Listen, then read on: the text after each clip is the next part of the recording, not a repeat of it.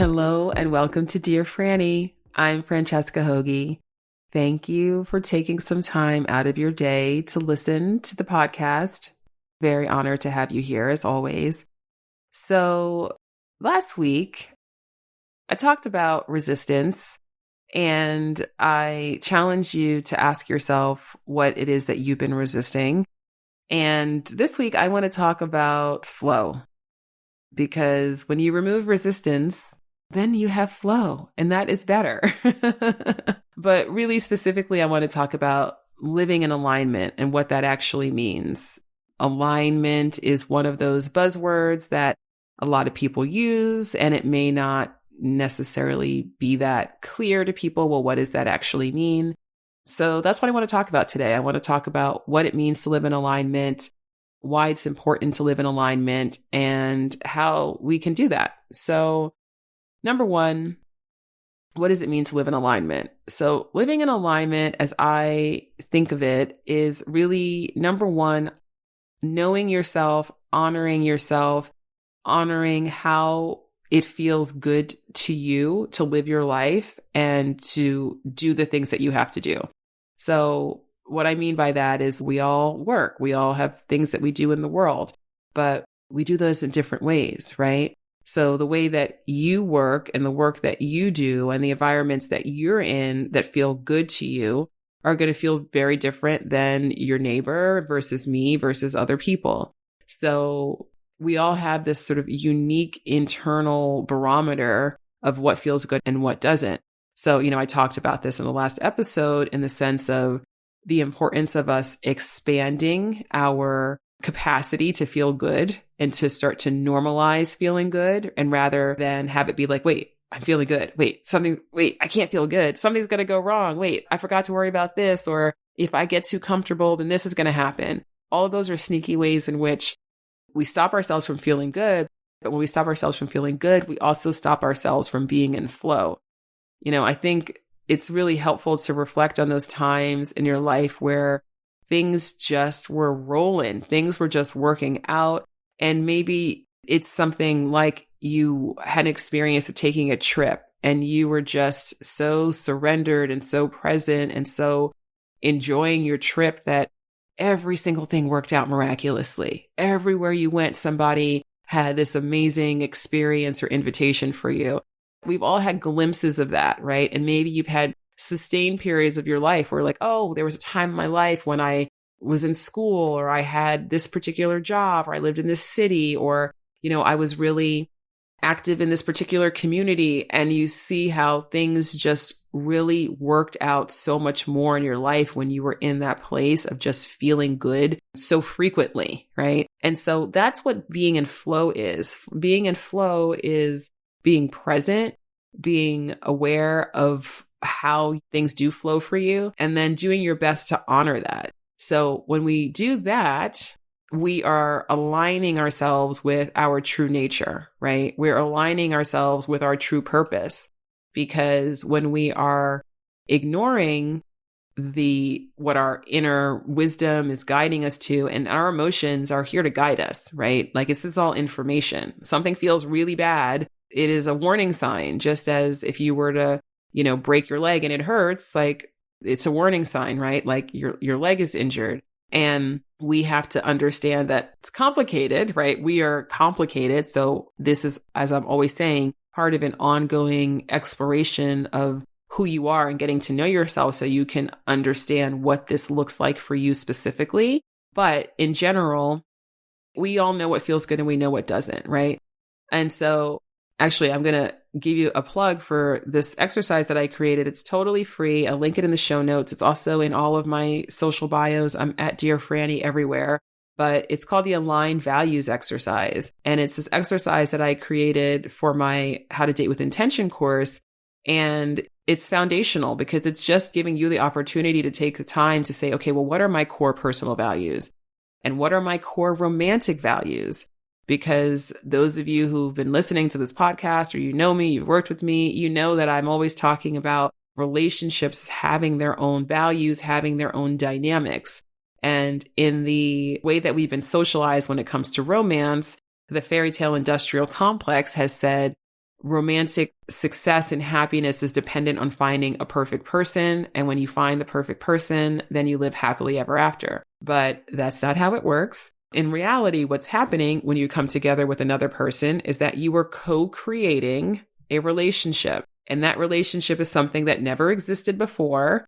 And it's something that is unique to what the two of you are bringing to the table. And when you understand that, because that relationship is actually going to be your life, right? Like your partner looking a certain way or checking certain boxes, that's not going to be your life. Your relationship is going to be what your life is. That's going to be what you're actually experiencing on a day-to-day basis with your partner. And so understanding, well, what are the dynamics in that romantic relationship that I actually need to feel fulfilled, to thrive, to honor who I am, right? To honor, again, my true nature, to honor my purpose on this planet. So oftentimes, and I did this. I think most of us do this. We dive into dating without ever thinking about any of that because we're just thinking about, I just want to meet somebody, right? I want to meet somebody and this is what I want them to be like. And this is what I want. And we don't think about this deeper level of what's really going on here.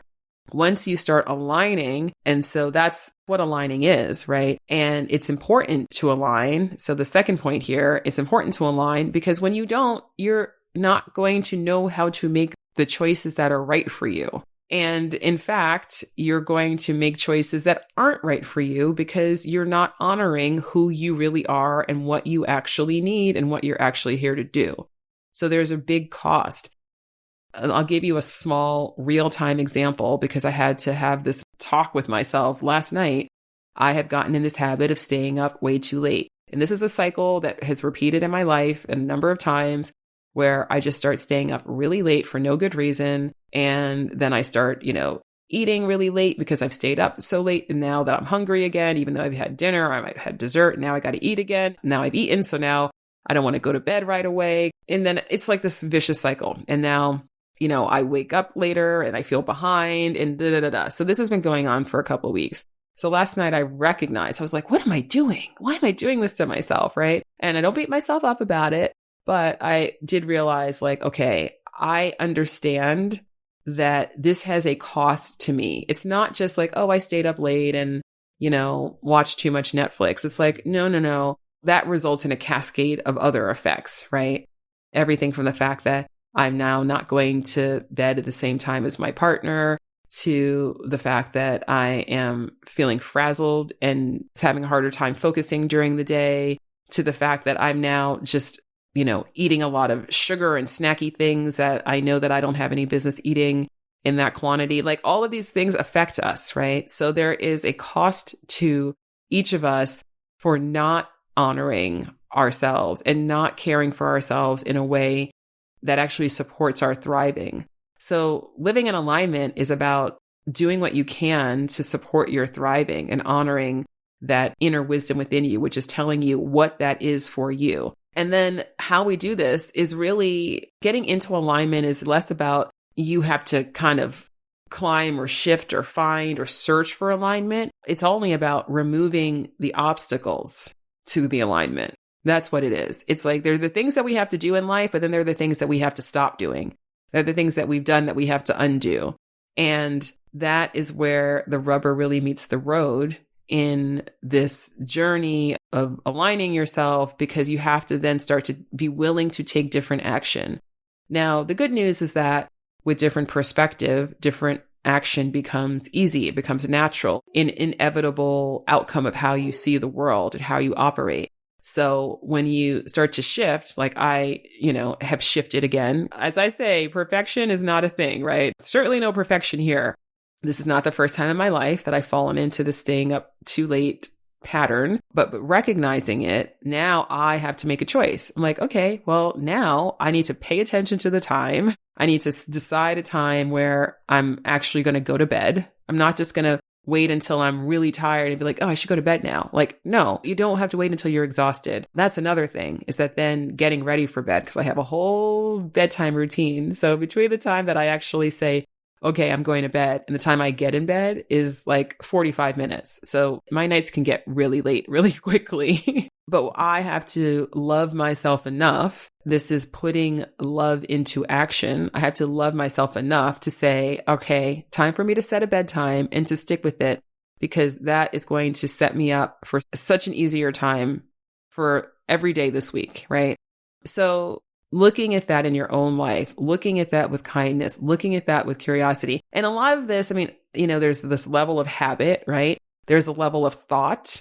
Maybe the thing that's really causing you the most distress is the conversation that you're having with yourself in your head, right? It's how you're speaking to yourself, the way that you are criticizing yourself or shaming yourself. It's really hard to be in flow if there's a voice in your head telling you how terrible you are, right? So that is something that I really encourage you to pay attention to and start to bring some curiosity to. And also the curiosity, what happens with the curiosity, and why I say, you're like, well, why do I need to be curious about the negative voice in my head? Be curious because when it comes up and it starts chattering, if you can just sort of look at it, quote unquote, look at it, it takes away some of the emotional response. It creates more space where you can start to look at it a little bit more objectively, right? And you can say, well, because this can be begrudging, you can say, well, if beating myself up and shaming myself and saying this to myself helped, that would be one thing, but it doesn't actually help, right? Like it's not actually helping me be any happier. It's not actually helping me to have the life that I want to have. So perhaps I'm just going to give it a rest. Like right now, I'm just going to give myself a break. I'm just going to release the judgment so I can move on, so I can have a moment's peace. And that might sound too simple to be helpful, but I promise you it's incredibly powerful when you can in real time start to give yourself that gift of just the kindness and the compassion to just interrupt. So this is not overriding. It's not like the voice in your head says, you're terrible. And you go, I'm the greatest thing ever. No, it's about just saying, okay, the voice in my head is saying I'm terrible. Said it a million times, but is that even true? I mean, am I that terrible? And even if I am, how is this helping me, right? If I want to not be terrible, then I think I'm going to have to do something differently here, right? Like it doesn't have to be all like, I feel so in love with myself that I don't have any negative thoughts.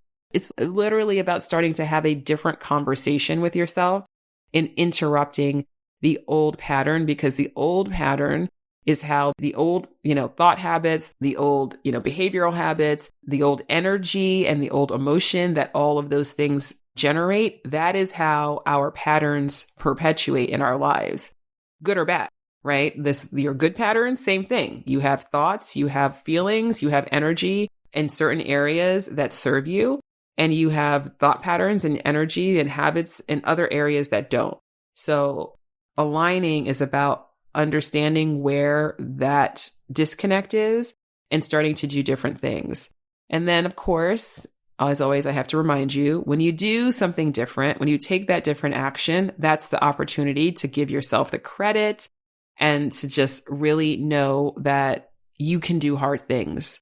And you do hard things all the time, and you've done so many hard things. And you also deserve to not just endure hard things, but you deserve to actually grow from them and to deepen your confidence as a result of them. And you do that by giving yourself credit for having done them. So if there's anything that you take away from this episode today, I really hope that it is the power of self-compassion and also the power of self-validation, and how just practicing those two things right there, that can be the unlock. That can be the thing that transforms your life, because once you get all of that noise and all that static out of your head and under control, you can feel the flow. You can step into the serendipity. You can actually allow yourself to receive good things. You are that powerful. I know it doesn't always feel that way, but you really, truly are. I hope you feel it, even if just for a moment. Even if you can just feel it for a moment, just take heart that that feeling is in you and you can cultivate it, you can strengthen it, you can make it your new normal. And that is what I would love for you, to make that feeling of possibility, of acceptance, of flow, your new normal. So that is an intention. That is a prayer for us all. And again, I thank you so much for listening. I would really appreciate it if you're enjoying this podcast, if you share it with a friend, if you give us a 5-star review. Shout out to Bex, my amazing editor who's been with me for this entire run of Dear Franny. Here we are, season 5, and she's still killing it. So when you give me a good review, you also give Bex a good review. So we both thank you. And thank you so much for listening. I will be back next week with a brand new episode. I'm so excited. Season 5, here we go. All right. Thanks for listening. Have a beautiful day wherever you are in the world. And check out the show notes for more information. All right. Bye.